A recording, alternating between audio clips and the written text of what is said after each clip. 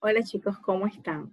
Estoy muy contenta de, a través de esta clase virtual, darles a conocer un poco más de lo que son los temas que vamos a aprender, que vamos a compartir en este año. A continuación, pues voy a mostrarles y a explicarles un tema, pues, el cual fue muy controversial en lo que fue Europa. Vamos a hablar acerca de la reforma religiosa del siglo XVI.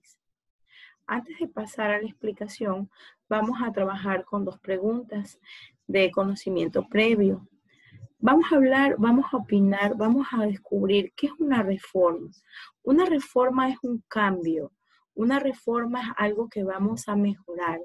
Cuando nosotros pensamos o tenemos algo que no nos gusta o que tal vez no estamos de acuerdo con algo que está establecido, vamos a tratar de reformarlo, porque a nuestra manera de pensar no es correcta.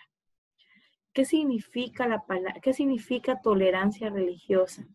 La Constitución del Ecuador nos manifiesta de que la tolerancia religiosa es aprender a respetar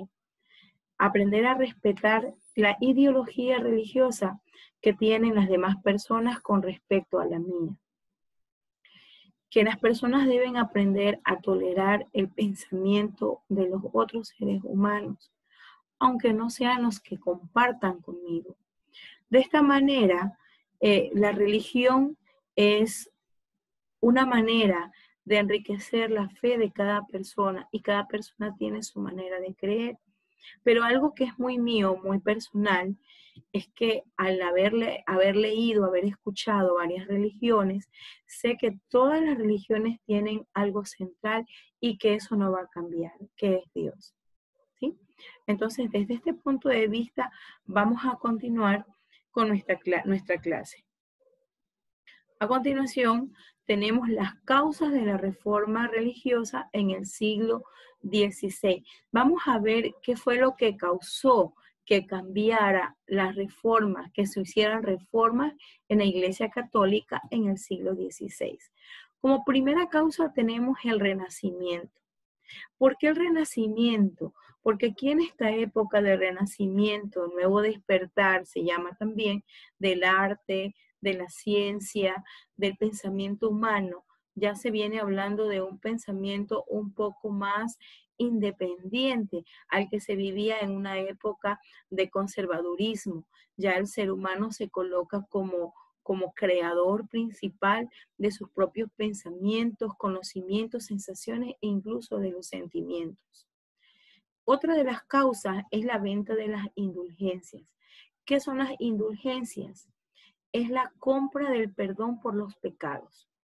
Esto de aquí disgustó a muchas personas que tenían otro tipo de mentalidad de lo que era el perdón de los pecados, de lo que era la fe, no estaban de acuerdo en que los encargados de la Iglesia Católica de este entonces vendieran el perdón de los pecados.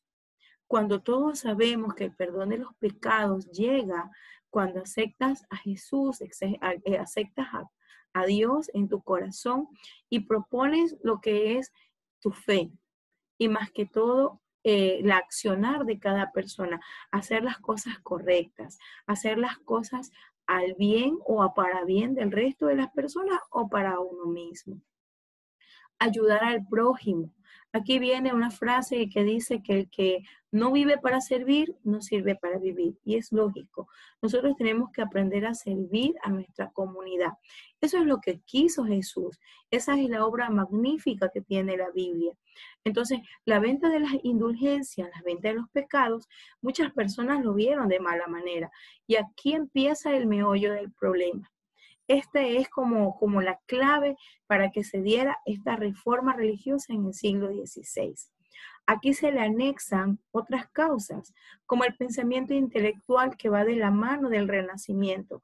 Ya el ser humano ya no se queda estático en la manera de pensar, ya no se queda estático en la manera de actuar, sino que empieza a buscar por sí mismo cierta información que va a ayudar a lo largo de su trayectoria pues en esta época. Otra causa es el descubrimiento y el uso de la imprenta. Me dirán, ¿por qué, profesora? Porque cuando ya aparece la imprenta, ciertos escritos, ciertas enseñanzas se fueron multiplicando, duplicando para poder llegar a todos los países de Europa, ya que esta reforma religiosa inicia en Europa. La imprenta favoreció mucho porque pudo sacar muchas copias de ciertos escritos y llegar a todos los países que conforman el viejo continente. Otra causa fue el desacuerdo entre los poderes absolutistas de la Iglesia y la corona, es decir, entre los reyes y la Iglesia. Siempre se disputaron la cúspide de la pirámide social. Siempre la Iglesia y el rey estaban en desacuerdo quién era el que tenía más privilegios o cuál tenía más poder. También tenemos un aspecto importante que va de la mano con lo que fue la venta de las indulgencias, que fue que la Iglesia Católica se alejó o se desvinculó de las obligaciones eclesiásticas. ¿Qué quiere decir con esto? Que la Iglesia dejó de lado lo que es el catecismo, dejó de lado lo que es el fomentar la fe, dejó de lado lo que es el servicio a la comunidad. Entonces, al momento de la Iglesia Católica desviarse o alejarse de su cometido, de su encomendado, obviamente el resto de personas no vieron con buenos ojos este alejamiento. Entonces empezaron a criticar la manera de cómo se estaba llevando lo que fue la palabra de Dios. La Iglesia Católica se fue alejando de sus obligaciones. Para esto tenemos personajes los cuales fundamentaron esta reforma religiosa. Aquí tenemos a los personajes más destacados. Tenemos a Martín Lutero. Él es alemán, monje, fue profesor y escribió 95 tesis criticando sobre las falsas promesas de salvación. Es decir, él estaba en contra de las indulgencias. Y cabe recalcar que las indulgencias era la compra del perdón de los pecados. Entonces, Martín Lutero, a pesar de que era monje, a pesar de que estuvo inmiscuido en la iglesia, no vio con buenos ojos, estuvo en desacuerdo con lo que fue la paga por liberarte de lo que era el pecado. Entonces Martín Lutero se puso en contra, fue excomulgado, fue separado de la iglesia. Él luchó mucho, tuvo un gran grupo de personas que le seguían a él en su pensamiento, ¿no? En que pagar las indulgencias no salvaría a nadie de sus pecados. Y que la iglesia obviamente se estaba desviando de su labor. Aquí también aparece Juan Calvino.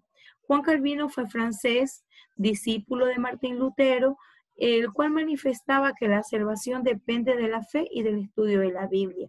Tenía un mismo lineamiento, ¿no? Un mismo lineamiento que Martín Lutero. Entonces, Juan Calvino en Francia, él empieza a divulgar, empieza a comunicar, ¿no? Todo lo que estaba pasando en Alemania, y Juan Calvino también crea su propio grupo en contra de la Iglesia Católica.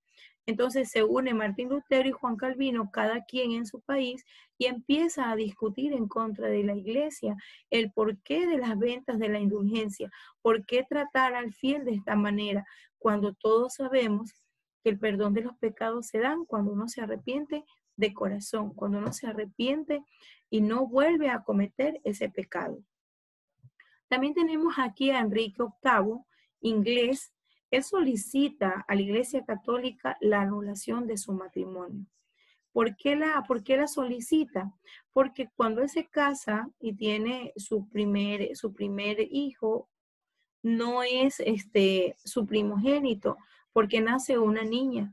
Y en la época del conservadurismo, quien vaya a sucederle en su trono debe ser un varón.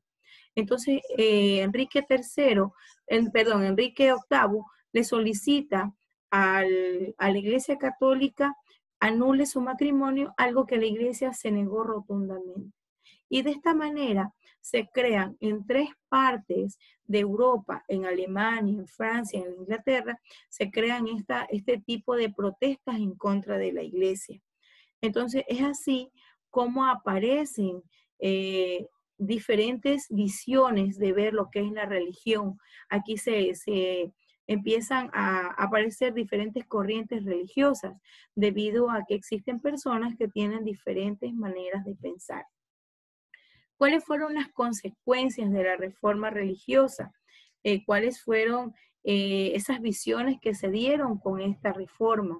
Sus consecuencias fueron la separación de la Iglesia Católica. Como ya les mencioné, los fieles empezaron a separarse de la Iglesia Católica, ¿sí? Pierde fieles la Iglesia Católica y empiezan a ver otras doctrinas religiosas debido a este inconveniente de que se vendían el perdón de los pecados, a lo que se le llamaba las indulgencias. También tenemos aquí el enfrentamiento entre católicos y protestantes. Este enfrentamiento no fue pacífico, también existieron luchas por tratar de defender cada uno su pensamiento, por defender cada uno su crítica, ¿no? Por defender cada uno su manera o su posición en el momento de defender su tema. Esto también le dio paso a la contrarreforma, ya que la iglesia no podía quedarse de brazos cruzados. Ellos también implantaron, al haber una reforma, ellos pusieron una contrarreforma. Esta clase de la contrarreforma la vamos a ver más adelante cuando ya tengamos una nueva clase para seguir descifrando pues lo que fue la contrarreforma de la Iglesia Católica.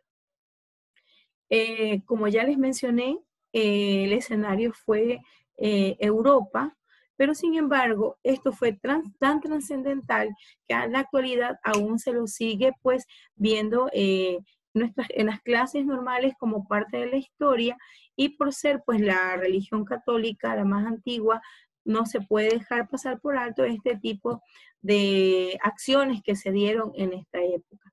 Bueno, chicos, no se olviden de ir a lo que es mis tareas en la plataforma de RunaChai para poder complementar el conocimiento que hemos adquirido hoy a través de la clase. Yo me despido, se los quiere mucho, un abrazo a la distancia y éxitos.